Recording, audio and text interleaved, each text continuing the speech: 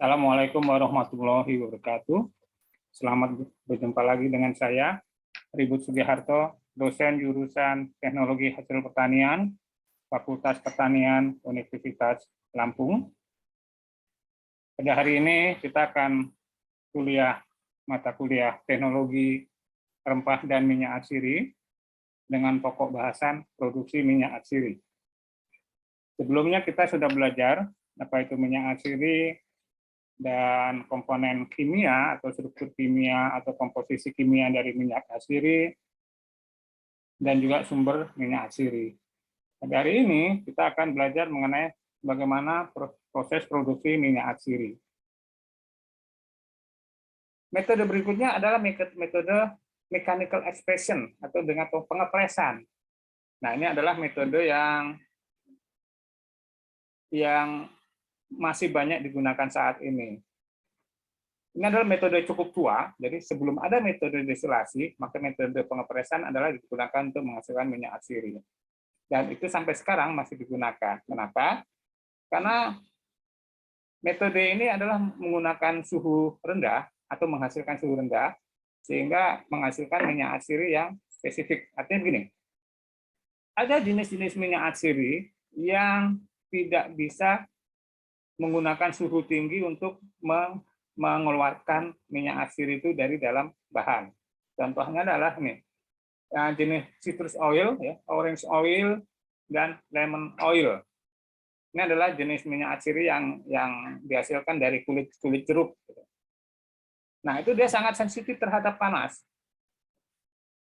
Citrus oil, orange oil, dan lemon oil itu sangat sensitif terhadap panas. Oleh karena itu, untuk memproduksinya, maka diusahakan suhunya rendah, tidak lebih dari suhu kamar, suhu ruang, sekitar 30 derajat Celcius. Maka salah satunya adalah dengan metode di-press. Di-press, pressnya juga tidak terlalu kuat, sehingga suhu pengepresan itu tetap cool, tetap dingin, tidak lebih dari suhu ruangan. Jadi, kulit jeruk di-press untuk menghasilkan minyak citrus oilnya. Setelah di-press, baru nanti antara minyak dan air itu dipisahkan dengan cara dekantasi, atau biasanya untuk mempercepat dilakukan proses sentrifuge atau sentrifugasi. Mechanical expression yang digunakan untuk menghasilkan citrus oil itu ada dua metode. Metode pertama adalah disebut dengan spumatrice proses, dan yang kedua adalah disebut dengan pelatrice proses. Nah, ini banyak digunakan di Italia untuk menghasilkan citrus oil. Kalau spumatrice proses itu adalah buah, biasanya jeruk, citrus dibelah jadi dua, kemudian pulpnya atau dagingnya itu dikeluarkan dulu, baru nanti kulitnya dipres untuk mengeluarkan minyaknya. Begitu. Jadi sekali lagi, buah jeruk, citrus dibelah jadi dua, kemudian pulpnya atau daging buahnya atau jeruknya itu dikeluarkan, begitu, kemudian tinggal kulitnya. Nah, kulitnya itulah dipres untuk menghasilkan minyak, itu citrus oil. Setelah itu citrus oil dan minyak dipisahkan dengan cara sentrifugasi. Nah, kalau yang metode kedua yaitu namanya pelatrice proses, pelatrice proses itu adalah buah citrus atau jeruk itu kulit luarnya itu diparut.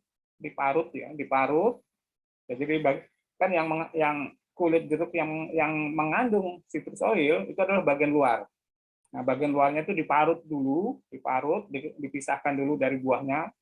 Setelah itu parutan itu adalah parutan dari kulit jeruk yang mengandung minyak citrus atau citrus oil.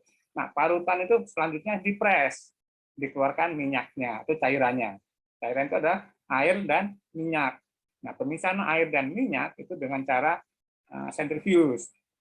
Sekali lagi, kalau spumatrice, cara pertama adalah kulit jeruk dipres langsung, tapi kalau yang pelatrice itu adalah kulit jeruk diparut dulu permukaannya, kemudian parutannya baru dipres untuk menghasilkan minyak.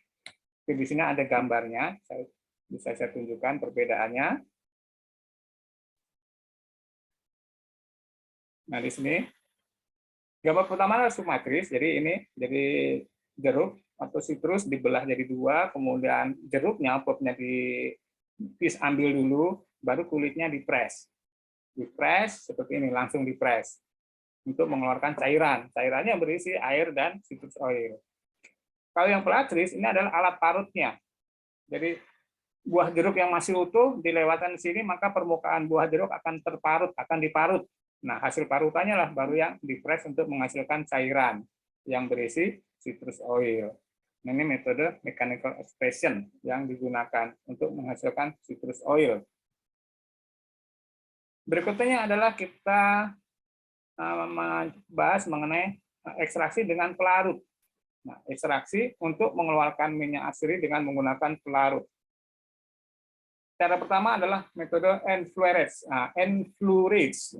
Jadi metode enfluorese ini adalah metode yang sederhana, tradisional, yang paling tua, metode paling tua dan sampai saat ini masih tetap digunakan. Apakah metode enfluorese? Nah, metode enfluorese adalah metode untuk menghasilkan minyak asiri dengan menggunakan lemak. Ya, lemak, biasanya lemak yang berasal dari tanaman, atau disebut dengan refined animal atau vegetable fat. Jadi digunakan adalah vegetable fat atau lemak tanaman. Refined itu artinya adalah bahwa lemaknya itu sudah mengalami proses pemurnian. Jadi dia udah di warnanya itu biasanya udah di bleaching, menghasilkan warna yang terang, biasanya putih atau kekuning-kuningan, dan dia yang pasti aromanya sudah tidak ada, artinya aroma lemak awalnya itu sudah hilang karena sudah mengalami proses deodorisasi. Jadi lemak itu sudah mengalami proses deodorisasi sehingga aroma lemaknya sudah hilang. Artinya lemak itu aromanya adalah blend, netral. Nah, jenis lemak itulah yang digunakan untuk mengekstrak minyak atsiri dari bunga, biasanya dari bunga. Jadi metode enfluorese itu biasanya untuk mengambil aroma dari bunga. Dilakukan pada suhu ruang untuk mencegah hidrolisis. Nah, proses enfluorese lagi dilakukan pada suhu ruang atau suhu dingin. Tujuannya apa? Untuk mencegah proses hidrolisis, isomerasi, dan oksidasi minyak atsiri. Sekali lagi ini digunakan untuk jenis minyak atsiri yang sensitif terhadap panas. Prinsip enfluorese itu sederhana, ya. Bunga setelah dipetik, kemudian langsung dilekatkan pada lemak atau minyak, atau pada lemak, maksudnya pada lemaknya. Jadi cara kerja metode enfluorese adalah bunga segar dilekatkan atau ditempelkan pada lemak, dibiarkan layu. Nah, setelah layu, kemudian bunga yang layu itu diambil kembali, kemudian diganti dengan bunga yang segar lagi. Jadi ada lemak, kemudian kita tempelkan bunga, kemudian kita ditutup oleh lemak lagi. Nanti kita biasanya 24 jam, ya, setelah 24 jam bunga akan layu. Nah, kalau udah layu itu aromanya nggak enak. Nah, yang bunga layu itu diambil, kemudian diganti dengan bunga segar kembali. Nah, itu berkali-kali sampai ya, didapatkan aroma yang cukup.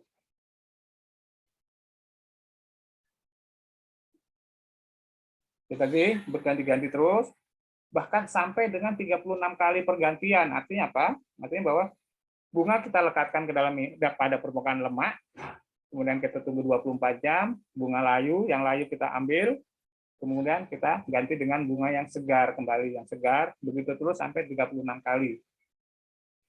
Setelah lemak itu sudah jenuh dengan aroma, artinya jenuh itu berarti bahwa lemak tanaman tadi tidak bisa menyerap aroma lagi, maka itu dianggap jenuh. Nah, prosesnya dianggap selesai. Selesai baru kemudian lemaknya dikemas. Yang biasanya dicairkan kemudian masukkan dikemas. Dikemas kemudian ke dalam satu kemasan. Nah, lemak hasil proses enfluorese itu biasanya disebut dengan pomades.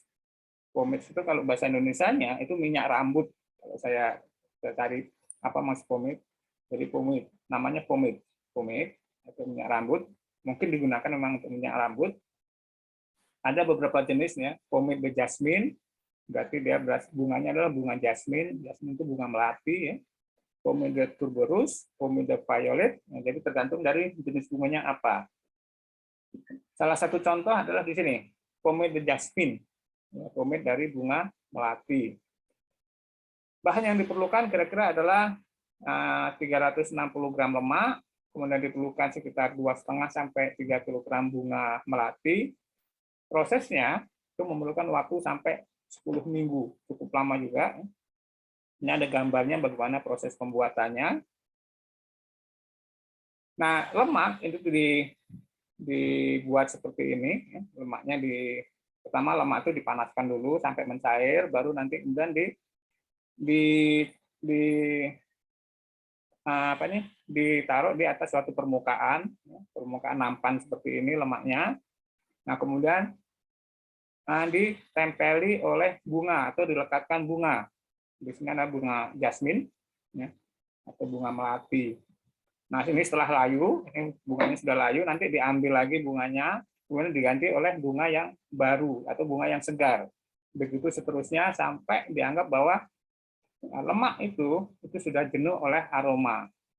Nah, kemudian dikemas. Inilah dia produknya. Salah satunya adalah pomade jasmine.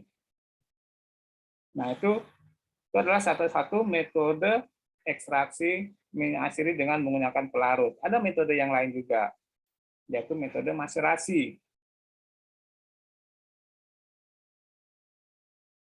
Nah, metode maserasi adalah metode untuk menghasilkan minyak asiri dengan menggunakan pelarut organik, atau biasanya juga minyak menggunakan minyak juga, minyak nabati. Yang banyak digunakan adalah olive oil biasanya. Jadi olive oil itu digunakan sebagai pelarut untuk mengekstrak minyak asiri dari dalam rempah-rempah atau bahan. Nah, ini jadi minyak asiri yang dihasilkan dari proses maserasi biasanya disebut dengan macerated oil atau infused oil, yaitu minyak yang mengandung hasil rendaman tanaman atau bagian tanaman yang mengandung minyak asiri. Nah, ini yang mengandung minyak asiri.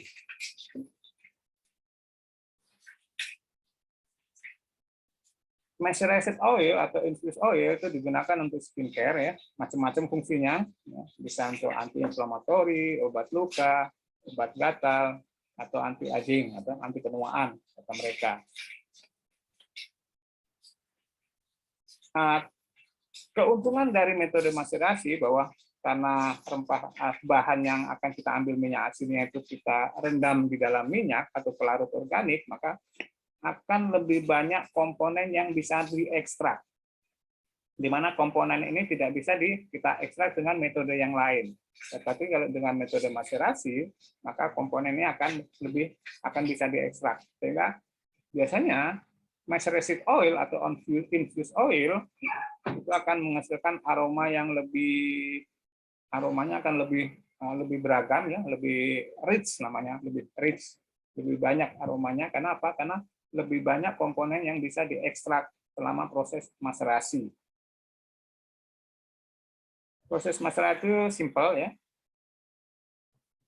Boleh dikatakan simple karena apa? Ya, kita hanya merendam bahan, ya, bahan yang akan kita ambil minyak asirinya, itu kita keringkan dulu biasanya sampai kering ya, sampai kering benar. Kenapa kita usahakan bahannya itu kering? Karena kalau ada sisa air yang ada dalam bahan dan kita rendam, maka air itu akan menyebabkan proses hidrolisis dari pelarut, dan itu malah akan menghasilkan aroma yang tidak baik. Jadi bahan yang akan kita maserasi, akan kita rendam, itu harus kita keringkan dulu, baru kemudian kita cacah untuk memperluas permukaan, sehingga memudahkan minyak asirinya keluar dari dalam sel. Jadi bahan rempah-rempah atau bunga yang akan kita maserasi itu kita keringkan, kemudian kita cacah, kita masukkan ke dalam kontainer, baru nanti kita tambahkan pelarut atau menstrum. Tambahkan pelarut, kemudian kita tutup rapat. Kita biarkan sampai at least 1 minggu. 1 minggu, di mana setiap hari itu at least 2 kali di shake, dikocok-kocok. Dikocok supaya, atau dibalik juga, dikocok supaya apa? Supaya lebih banyak minyak asiri yang bisa kita ekstrak, yang dikeluarkan dari dalam bahan.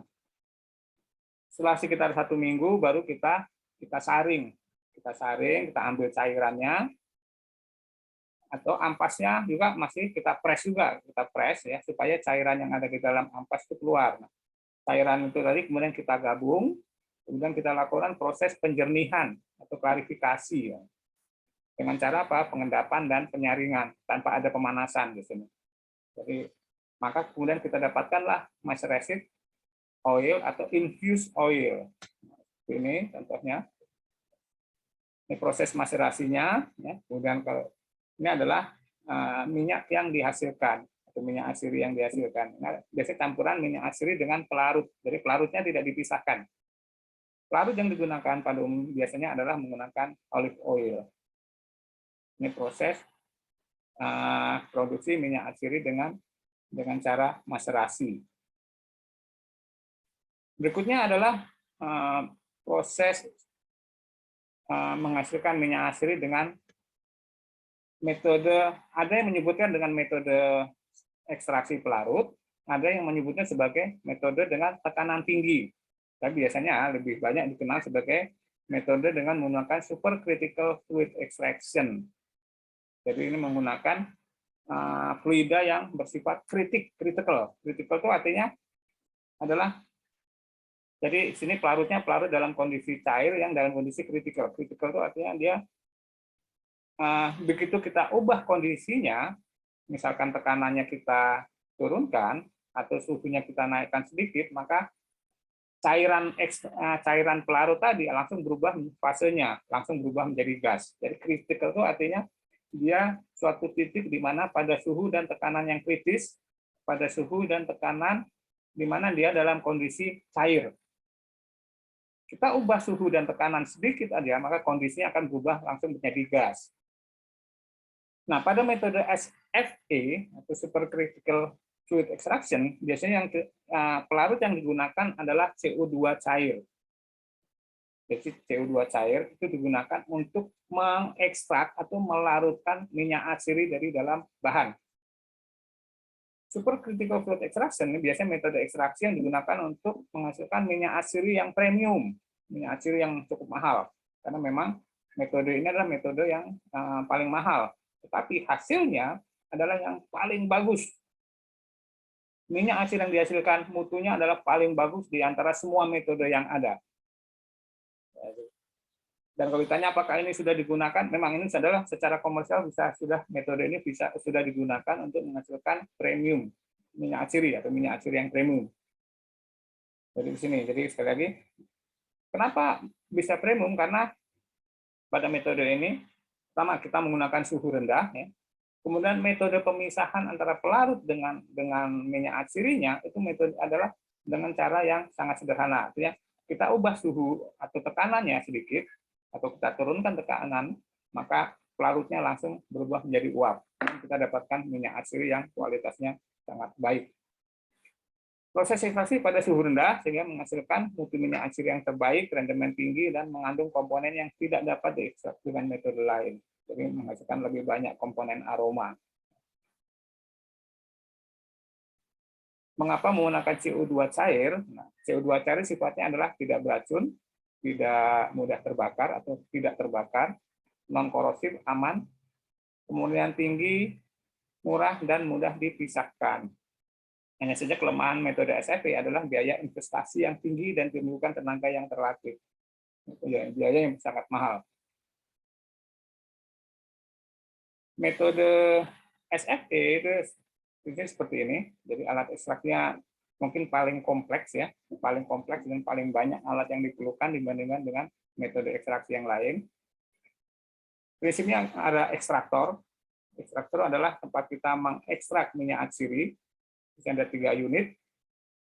Jadi kita masukkan rempah-rempah, biasanya kita keringkan dulu, kemudian kita rajang, masukkan ke dalam ekstraktor ini. Ada 3 unit. Kemudian CO2 cair itu kita masukkan, biasanya kita masukkan ke dalam unit ekstraktor. Nah, CO2 cair akan mengekstrak atau akan mengambil minyak atsiri. Kemudian minyak atsiri dan CO2 akan masuk ke dalam unit separator. Separator ini berfungsi untuk memisahkan CO2 dengan minyak asirinya atau ekstraknya. Bagaimana caranya? Dengan mengubah, biasanya tekanannya kita turunkan aja sedikit, maka CO2-nya langsung berubah menjadi gas dan terpisah dari minyak asiri yang kita dapatkan. Jadi yang warna kuning ini adalah minyak asiri, warna hijau ini adalah CO2. Kemudian minyak asirinya kita ambil, ya, kita kemas. Kemudian CO2-nya kita masukkan kondensor, kita lewatkan kondensor dan tekanannya. Jadi kondensor fungsi untuk menurunkan suhu, kemudian kita pompa dengan tekanan yang tinggi, maka CO2-nya akan berubah kembali menjadi CO2 cair. Nah, CO2 cair bisa digunakan untuk proses ekstraksi berikutnya.